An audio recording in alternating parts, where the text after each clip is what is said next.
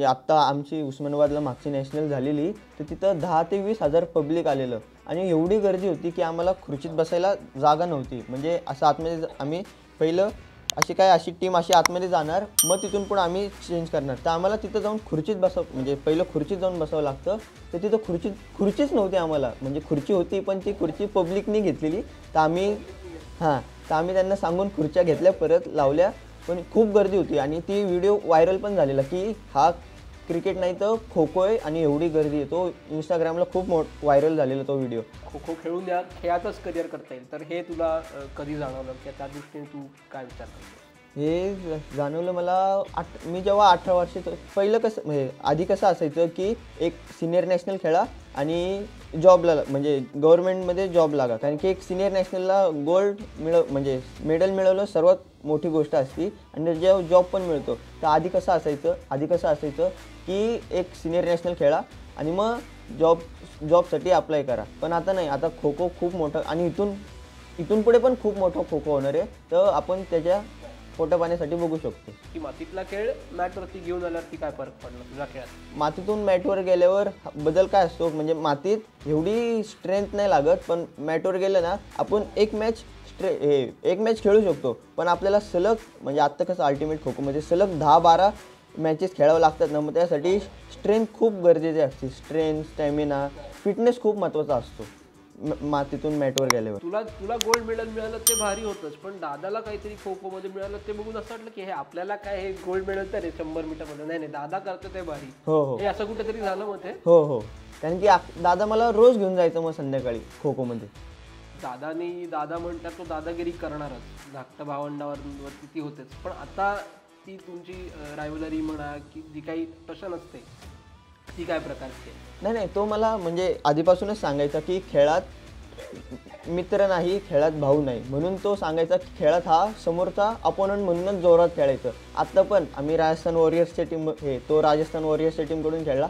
त्याने माझी विकेट मारली आणि त्यांनी अपील पण खूप जोरात केलं. तर ते मग मी पण त्याची शेवटी विकेट मारली आणि मी पण खूप जोरात अपील केलं आणि विकेट मारली मी त्याची.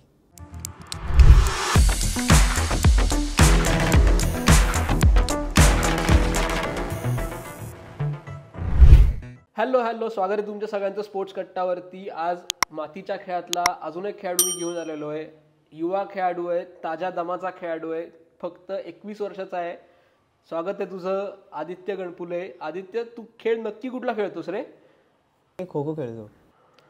येस, तर खो खोतला एक आपल्याकडचा उगवता तारा आलेला आहे. तर आदित्य, मला सांग की तुझा खो खोचा प्रवास चालू कुठून झाला, की खो खो बाबा खेळाची आवड कुठे लागली तुला? काय, माझा मोठा भाऊ अक्षय गणपुले तो खो खो खेळायला जायचा. तर एकदा आमच्या शाळेच्या 100 मीटरची रेस होती, तर त्याला मला गोल्ड मेडल मिळालं. तर त्याच संध्याकाळी अक्षयदादाला त्यांच्या सरांनी सांगितलं की तुझ्या भावाला घेऊन ये. आणि मी गेलो खो खो म्हणजे ग्राउंडवर जात होतो. पण तेवढ्या तिसऱ्याच दिवशी माझा सायकलच्या चाकात पाय अडकला आणि माझा पाय फ्रॅक्चर झाला. मग परत मी 3 महिने खो खो बंद केला. मग परत चालू केलं मग खो खो.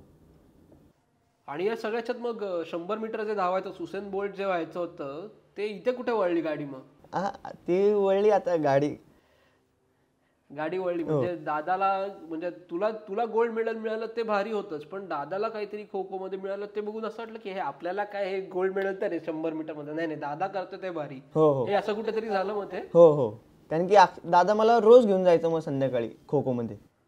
बरोबर. आणि मग तू कुठे खेळायचास? म्हणजे तू पुण्याचा आहेस हे मला माहिती आहे, पण पुण्यात तू कुठल्या ग्राउंडवर खेळायचास? कारण पुण्यात आता ग्राउंडही कमी राहत आहेत, पण कुठल्या ग्राउंडवरती तू खो खो खेळायला जायचास? मी पुण्यात SP कॉलेजच्या ग्राउंडवर खो खो खेळतो. बस, म्हणजे SP कॉलेज हे पुण्यातलं मातीच्या खेळांचं एक काय माहेरघर आहे वगैरे, असं जे आपल्या पुण्याला जे विद्येचं माहेरघर म्हणतात, तसं मातीच्या खेळांचं माहेरघर आहे SP कॉलेजचं ग्राउंड. हो. येस, तर तुझा म्हणजे तू पाय फ्रॅक्चर झाला हे सगळं कितव्या वर्षी घडलं? म्हणजे तू 10व्या वर्षी घडलं.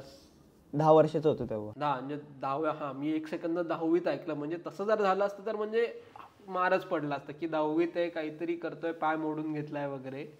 पण एनिवे, सॉरी. तर 10व्या वर्षी तू खो खो खेळायला सुरुवात केलीस, पण तिथून मग तुझा पुढचा प्रवास कसा होता? की मग तू शाळेकडनं खेळायला लागलास का क्लबकडनं खेळायला लागलास, आणि मग पुढे पुणे आणि महाराष्ट्राकडनं कसा खेळायला लागलास तू? पहिलं मी 5वीत शाळेकडून खेळलो. मग त्यानंतर आमच्या एस पी कॉलेजच्या इथं आमचा क्लब आहे नव महाराष्ट्र संघाकडून. मग मी 5वीपासून ते आत्तापर्यंत मी नव महाराष्ट्र संघाकडून खेळतो. मी नुमवी शाळेत 5वी ते 10वी मी नुमवी शाळेकडून खेळलो. त्यानंतर आमचं 11वी 12वी ते पण नुमवी कॉलेज आहे आमचं, तिथून खेळलो. आता मी ग्रॅज्युएशन माझं first year, second year, third year आत्ता माझं एस पी कॉलेजकडूनच मी खेळलो तिथून 3 वर्ष.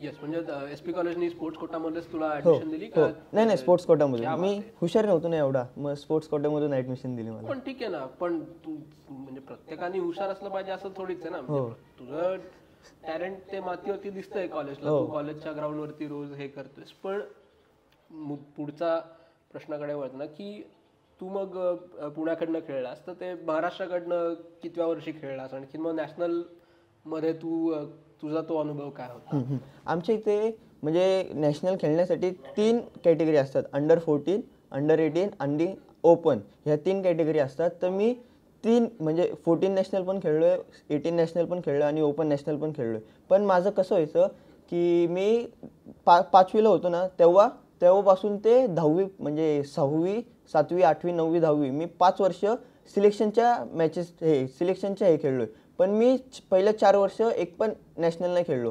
13व्या वर्षी मी पहिली जिल्हा खेळलो, पण माझं नॅशनलला सिलेक्शन नाही झालं.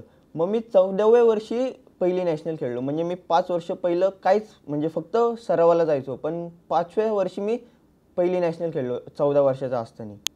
मग 18 नॅशनलला पण तसंच झालं की मी 16 वर्षाचा होतो. 16व्या वर्षी पण मी अंडर 18च्या ट्रायल्स दिलेल्या. म्हणजे आमच्या इथं कसं पहिलं जिल्हा खेळला तरच आपण राष्ट्रीय स्पर्धा खेळू शकतो.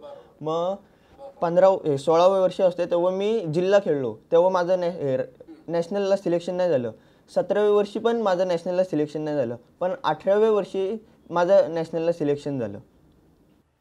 बेस्ट. म्हणजे तू आत्ता म्हटलास की अंडर 14 आणि अंडर 18 सुरुवातीला यश नाही मिळालं, नंतर तू त्याचं कष्ट करत राहिलास आणि मग यश मिळालं. तर तो जो सेटबॅक एक म्हणता येतो ना आपल्याला, की बाबा अरे यार सिलेक्शनच होत नाही आहे माझं, मी एवढं करतोय, पहिल्या वर्ष काही नाही झालं, दुसऱ्या वर्ष काही नाही झालं, तर त्याच्याशी तू डील कसं केलंस? त्याच्यासोबत मग तुझा जो क्लब आहे त्या क्लबमधल्या टीममेट्सशी म्हणा किंवा कोचेसशी म्हणा, त्यांच्याशी तू काय प्रकारे बोलून तुझा खेळ सुधारलास किंवा खेळात काय बदल केलेस, आणि मग आता त्याच्यानंतर सिलेक्शन होणं यात तुझा तो प्रवास कसा होता? की बाबा पहिले 2 वर्ष सिलेक्शन नाही झालं, शेवटच्या वर्षी सिलेक्शन झालं, तर तो प्रवास कसा होता?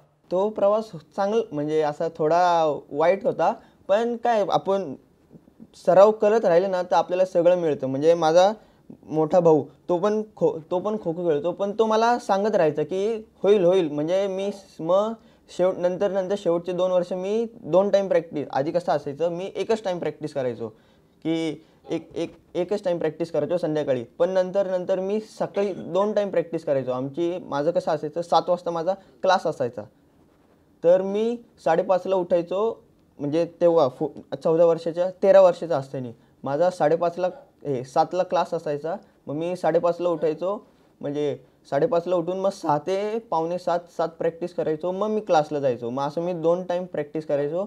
मग यश भेटलं मला.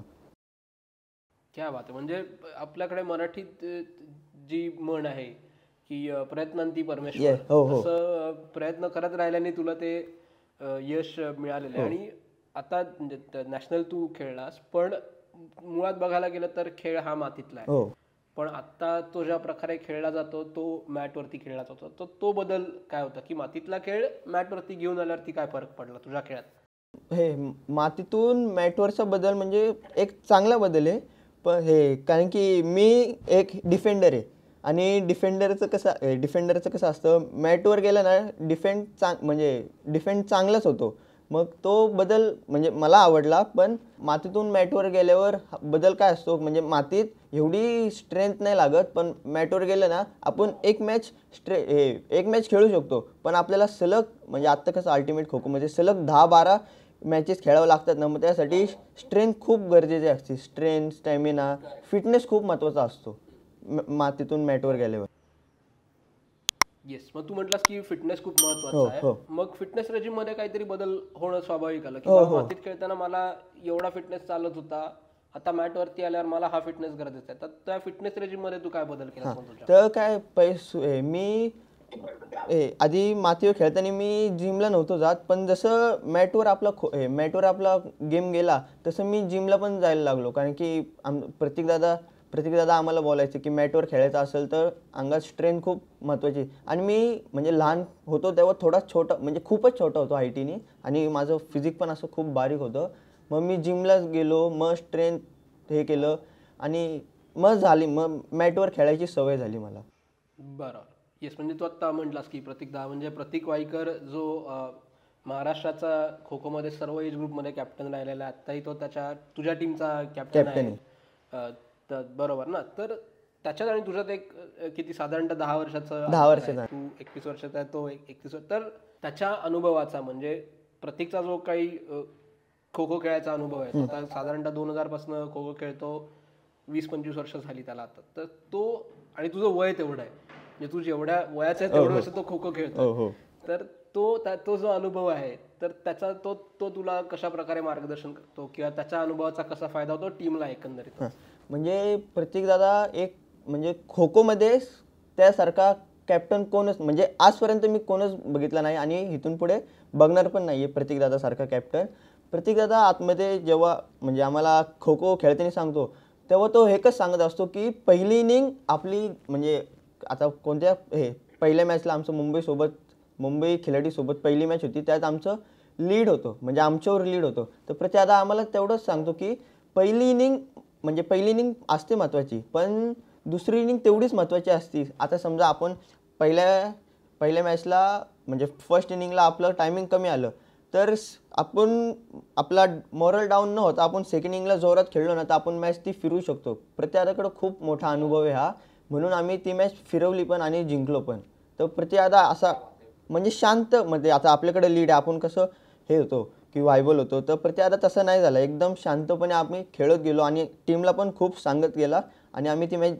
सो तू आत्ता जे म्हटलास की प्रतीकचा अनुभव आहे, त्याचा जो 10 वर्षाचा अनुभवातून तू सांगितलंस की तुला मॅच कशी फिरवता येते, पण कुठेतरी आता खो खोची लीग आता प्रोफेशनल झालेली आहे, त्यामुळे एकंदरीतच खो खोकडे बघताना तू असा विचार कधीपासून करायला लागलास की बाबा आता याकडे पोटापाण्याचाही प्रश्न या लीगमधनं सुटेल किंवा खो खो खेळून या खेळातच करिअर करता येईल, तर हे तुला कधी जाणवलं किंवा त्या दृष्टीने तू काय विचार करतोस?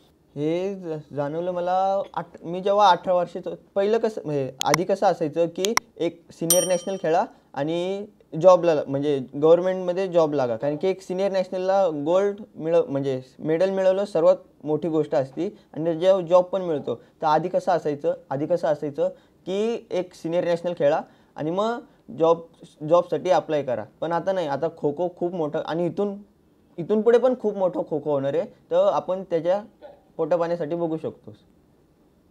येस, नक्की. म्हणजे आता, आणि तुझा आत्ता हे पहिलंच वर्ष आहे खेळायचं का तू मागच्या वर्षी पण खेळला होता? नाही, माझं पहिलं वर्ष आहे. म्हणजे हे पहिल्या वर्षी खेळायचा तुझा प्रोफेशनल लीगचा अनुभव कसा आहे? म्हणजे फरक कुठे पडतो सांग. म्हणजे आता मातीत खेळताना जर म्हणा की आजूबाजूला हजारो प्रेक्षक असतील, कदाचित मॅटवरती खेळतानाही नॅशनलला महाराष्ट्रासारख्या ठिकाणी हजारो प्रेक्षक असू शकतात, पण मॅटवरती खेळताना कदाचित प्रेक्षक कमी असतील स्टँडमध्ये, पण सगळ्यात तामझाम जो आहे किंवा त्याचं माहोल जो क्रिएट केलेला आहे, तर त्याचा काय फरक पडतो? म्हणजे मातीत हजारो लोक आहेत त्याचा एक फरक, आणि इथे हा जो माहोल आणि तामझाम आहे त्याचा एक फरक तसं तर म्हणजे मी आत्ता आमची उस्मानाबादला मागची नॅशनल झालेली, तर तिथं 10 ते 20 हजार पब्लिक आलेलं, आणि एवढी गर्दी होती की आम्हाला खुर्चीत बसायला जागा नव्हती. म्हणजे असं आतमध्ये आम्ही पहिलं अशी टीम आतमध्ये जाणार, मग तिथून पण आम्ही चेंज करणार. तर आम्हाला तिथं जाऊन म्हणजे पहिलं खुर्चीत जाऊन बसावं लागतं. तर तिथं खुर्चीच नव्हती आम्हाला, म्हणजे खुर्ची होती पण ती खुर्ची पब्लिकनी घेतलेली. तर आम्ही त्यांना सांगून खुर्च्या घेतल्या, परत लावल्या, पण खूप गर्दी होती. आणि ती व्हिडिओ व्हायरल पण झालेला की हा क्रिकेट नाही तर खो खो आहे आणि एवढी गर्दी आहे. तो इंस्टाग्रामला खूप व्हायरल झालेला तो व्हिडिओ. तर आता इथं मी कटकमध्ये आलो आहे, तर तिथं पब्लिक एवढे येत नाही आहे, पण ऑनलाईन खूप माणसं बघतात आहे. मला खूप मेसेज पण येतात की चांगला खेळतोय, घरच्यांचे फोन येतात की आम्ही तुला टी व्हीत बघतो, मित्रांचे फोन येतात की तू चांगला खेळतोय. तर तो एक बदल खूप मोठा केला त्यांनी. तू आता खो खो मध्ये जे करिअर करतो आहेस तर पुढच्या आता कारण हे बघ प्रत्येक वाईकर सारखा खेळाडू आता वयाच्या 31व्या वर्षी खेळतोय, तो पुढेही काही वर्ष खेळत राहील. तर त्याच्याकडे बघून म्हणा की तुला करिअरकडे बघायचा दृष्टिकोन काही बदलला की बाबा मला आता याच्यातच जे करिअर करायचं आहे, तर तुझा तो करिअर पाथ तू कसा बघतोस की बाबा आता मला हे काय अल्टिमेट खो खो खेळलो, महाराष्ट्राकडनं खेळलो, नॅशनल खेळलो, आता मला देशाकडनं खेळायचं आहे, तर तो तू कशा दृष्टिकोनात बघतोस? मला म्हणजे आता सध्या मला तरी देशाकडून खेळायचं आहे, इंडियाकडून, आणि इंडियाला गोल्ड मागून घ्यायचं आहे, हेच पुढं मी बघतो. क्या बात आहे. आणि अशी म्हणजे आता तुझा अनुभव काय म्हणा किंवा वय जरी लहान असलं तरी एक अशी कुठली अनुभव आहे का खो खोतली की जी तुला आयुष्यभर कायम लक्षात राहणार आहे? तर मी 10 वर्षाचा होतो, तर मी जेव्हा 13 वर्षाचा म्हणजे 13 वर्षाच्या असताना मी मोठं म्हणजे ओपनच्या मुलांच्यात खेळायचो. म्हणजे प्रतीक दादा, जेव्हा मी 13 वर्षाचा होतो ना, तेव्हा आमची प्रॅक्टिस किती ते म्हणजे संध्याकाळी कितीला असायची की 5:30 ते 7 असायची. तर मला आमचे नंतर 7 ते 9 आमच्या इथं मोठ्या मुलांचा गेम म्हणजे ओपनच्या मुलांचा गेम चालायचा. तर मी तो 7 ते 9 बघायला थांबायचो. तर बघायला थांबत प्रत्यादा म्हणजे आमच्या मोठ्या मुलांनी आम्हाला खेळायला घेतलं. तर मी 13 वर्षाचा असताना मी ओपनच्या मुलांच्यात खेळायला बसायला लागलो. म्हणजे ओपनच्या मुलांच्यात तेव्हापासून मी खेळतो, म्हणून मला त्यांचा अनुभव ते आम्हाला सांगायचं. मग पुढं शिकत गेलो मी. क्या बात आहे, बेस्ट. तर आत्ता तरी माझ्याकडचे प्रश्न संपलेले आहेत आदित्य तुझ्यासाठीचे. तर तुला आणि सगळ्या ह्याच्यात तू म्हटलास की घरच्यांनी सपोर्ट केला, तर घरच्यांचं काय प्रकारे सपोर्ट तुला राहिला, तर तो शेवटचा प्रश्न आपण घेऊयात. घरच्यांचा सपोर्ट म्हणजे मला म्हणजे आई वडिलांकडून खूप सपोर्ट मिळायचा की, आणि माझा मोठा भाऊ पण खो खो खेळायला जायचा ना, तो पण म्हणजे नॅशनल इथे खेळलाय खूप. मग तो नॅशनल खेळला, तो मला पण सांगायचा की नॅशनल खेळला तरच तुला कोणतरी विचारेल, नाहीतर काय सगळ्यांसारखं सगळे कसे म्हणजे स्टेट हे ते खेळतात, मग तू नॅशनल खेळला तर तू वेगळा दिसशील. मग पहिलं आईवडील अक्षदाला सपोर्ट करायचे, मग अक्षयदादा मला सपोर्ट करायचं. मग असं करत करत आईवडील मला पण सपोर्ट करत करायचे खूप. येस. आणि अक्षदा अजूनही खेळतो खो खो? हो, अजून तो आता राजस्थान वॉरियर्सच्या टीमकडून. क्या बात आहे. म्हणजे मग ती रायव्हलरी काय, म्हणजे आता तुम्ही खेळताना दोघं एकत्र वाढलात, पण आता तो समोरच्या टीममध्ये, आणि दादा म्हटल्यावर तो दादागिरी करणारच, धाकट्या भावंडावरती ती होतेच, पण आता ती तुमची रायव्हलरी म्हणा की जी काही तशा नसते, ती काय प्रकारची आहे? नाही, तो मला म्हणजे आधीपासूनच सांगायचा की खेळात मित्र नाही, खेळात भाऊ नाही, म्हणून तो सांगायचा की खेळात हा समोरचा अपोनंट म्हणूनच जोरात खेळायचं. आता पण आम्ही राजस्थान वॉरियर्सच्या टीमकडून खेळला, त्याने माझी विकेट मारली आणि त्यांनी अपील पण खूप जोरात केलं. तर मग मी पण त्याची शेवटी विकेट मारली आणि मी पण खूप जोरात अपील केलं आणि विकेट मारली मी त्याची. विकेट मारली. क्या बात आहे. म्हणजे मोठ्या किंवा धाकट्या भावंडाला आउट करणं हे मजेशीरच असतं. आणि असा अजून कुठला किस्सा आहे की बाबा जेव्हा तो समोरच्या टीम मध्ये होता आणि झाले, मग घरी येऊन मारामारी झाली आणि आई बाबांना कोणाला तरी बाबांना आता मॅच संपली, आता भावंडा तुम्ही, हे सांगायला लागलं कुठे? नाही, अक्षयदादाचं कसं असायचं की खेळाच्या गोष्टी फक्त ग्राउंडवर. घरी आम्ही चांगलं वागतो की आम्ही घरी असं वागतो की आम्ही खो खो खेळतच नाही, असं घरी वागतो. आणि खेळाच्या गोष्टी सगळ्या ग्राउंडवर तो बोलतो मला, पण घरी एक शब्द पण मला खो खो बद्दल काहीच बोलत नाही. क्या बात आहे. आणि त्याचा किती फायदा होतो की बाबा खेळाचं जे गोष्ट आहे सगळं ग्राउंडवरती सोडून आलोय आणि मग घरी आल्यावरती तुम्ही निवांत चिल असतात, तर त्याचा किती फरक पडतो? नाही, त्याचा खूप फरक पडतो. आणि एक म्हणजे कसं असतं, मी सकाळी कधी प्रॅक्टिसला जात नाही, पण अक्षयदादा घरी असतो ना, तर आम्ही दोघं म्हणजे एकाच रूममध्ये असतो.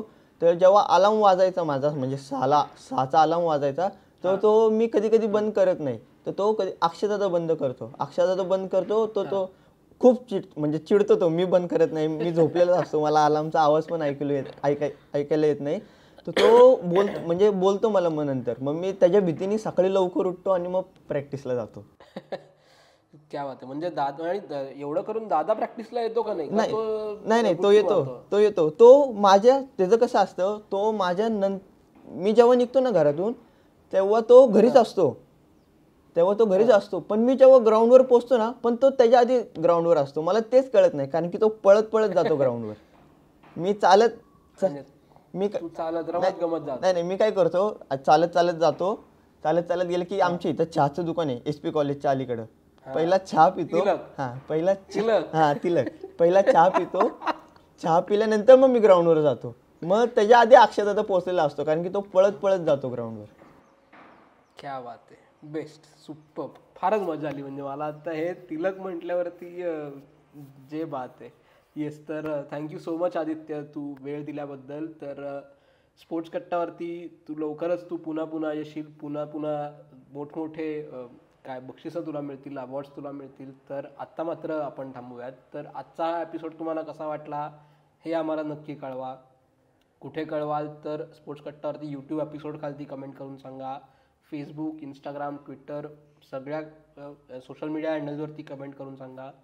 तुम्हाला स्पोर्ट्स कट्टावरती अजून कुठला कंटेंट बघायला आवडेल तेही आम्हाला सांगा. तोही आम्ही नक्की तुमच्यापर्यंत घेऊन यायचा प्रयत्न करू. आदित्य, तू वेळ दिलास त्याबद्दल पुन्हा एकदा तुझे आभार.